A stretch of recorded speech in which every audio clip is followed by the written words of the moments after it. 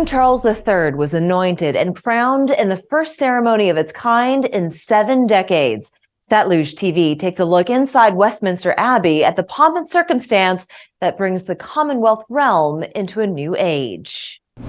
I here present unto you King Charles. In what was a perfectly choreographed and highly religious ceremony, King Charles III and his wife Queen Camilla were formally crowned in an hours-long ceremony. The day began at Clarence House, the home Charles and Camilla have shared for almost 20 years, before being shuttled to their potentially new home, Buckingham Palace. It was from the palace that King Charles and Queen Camilla made the 1.4-mile trip by carriage to Westminster Abbey, where history was officially made. Charles is the oldest monarch to take the British throne following the death of his mother, Queen Elizabeth II, in September 2022. There have been 62 monarchs of England and Britain over approximately 1,200 years. The King of Kings, Jesus Christ, was anointed not to be served. While today's ceremony was deeply rooted in solemn tradition, there was a contemporary bend to today's formalities.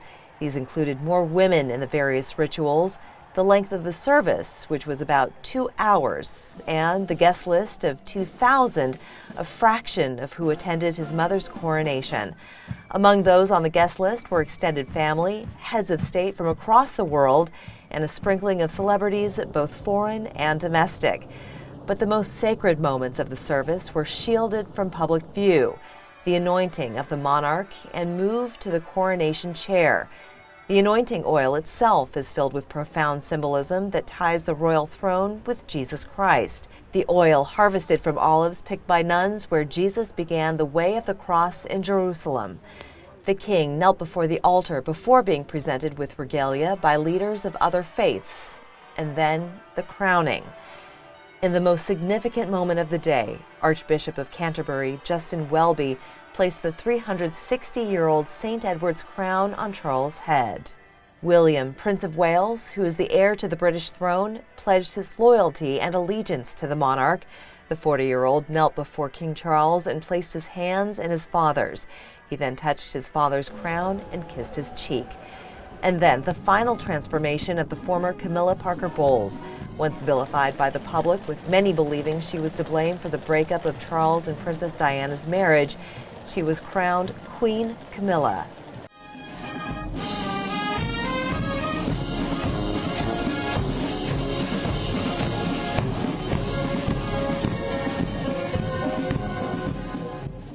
Upon conclusion of the ceremony, in true dazzling fashion, a gold state coach carried the king and queen back to Buckingham Palace. The 8,000-pound coach was built in 1762 and is adorned in hand-carved wooden sculpture and covered in gold leaf. The coach's slow trek was accompanied by a parade of more than 4,000 members of the British military as they marched through the streets of London. The day culminating on the balcony where the United Kingdom's newest monarch surveyed the crowd below in the day's final gesture to the public. Reporting for Satluj TV, I'm Layla Gulen.